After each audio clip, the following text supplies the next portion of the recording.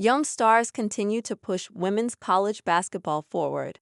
Since the days of women's college basketball dynasties such as Immaculata University, which won 3 straight NCAA Division I titles from 1972 to 1974, and Louisiana Tech, which captured the 1982 and 1988 championships, and was the runner-up in 1983, 1987, 1994, and 1998, playing in the shadows of their male counterparts is past history.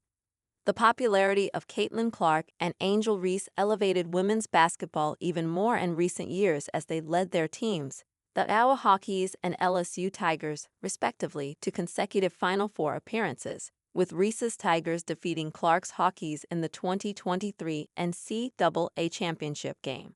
Clark's Hawkeyes avenged the loss in the 2024 Elite Eight by eliminating LSU before losing in the championship game to Dawn Staley's South Carolina Gamecocks, as the ratings for the matchup peaked at 12.3 million viewers, the most watched men's or women's college basketball ever on ESPN. While Clark and Reese are now in the WNBA, they left women's college basketball in a great position.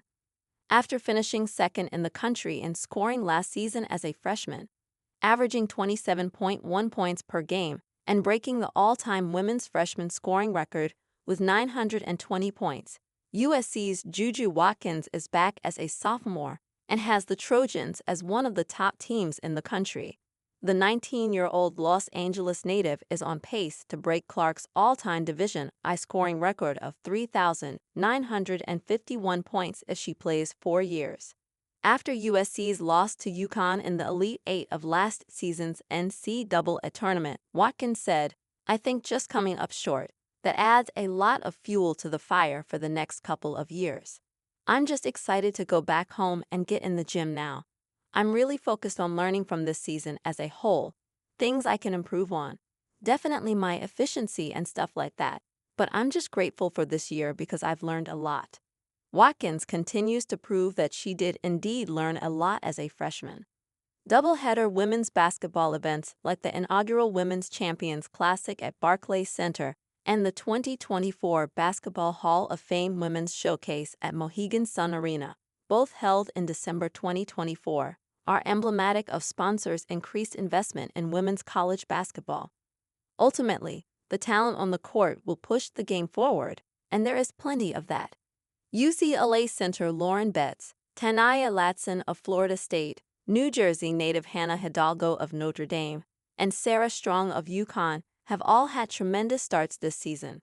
The women's college game is in a great place, and the stars of today hope to push it even further. Travis Kelce and Jason Kelce couldn't contain their excitement after announcing Caitlin Clark as the next guest on their New Heights podcast.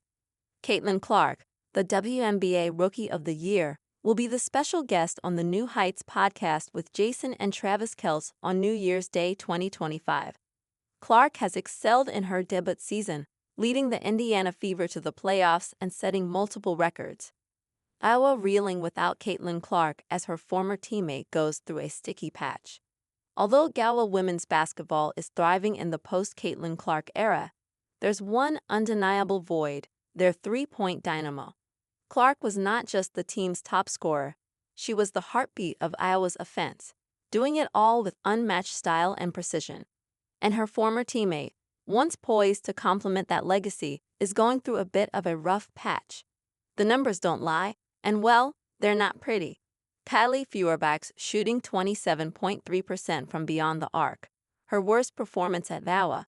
Out of 66 three-point attempts this season, only 18 have found the net. On top of that, she's averaging 6.5 points, 2.9 rebounds, and 2.2 assists in 25.5 minutes per game. To make things tougher, she's hit double digits in only 3 of the 13 games she's played. Now, fans are demanding that she be given fewer minutes. In fact, Kyle Huseman of HawkeyeReport.com did not beat around the bush in his post on X even though her numbers were not impressive. Feuerbach added depth to the roster, a point even CC noted. Last year, when they shared court and a room, Clark had words of praise, Kelly Feuerbach comes in and gives us great minutes coming back from an ACL injury last year. That was really good to see her come out and give us a good spark. But this year, it looks like fans have lost their hope in the senior guard. About the three-pointers, things were just different when the Fever rookie was around.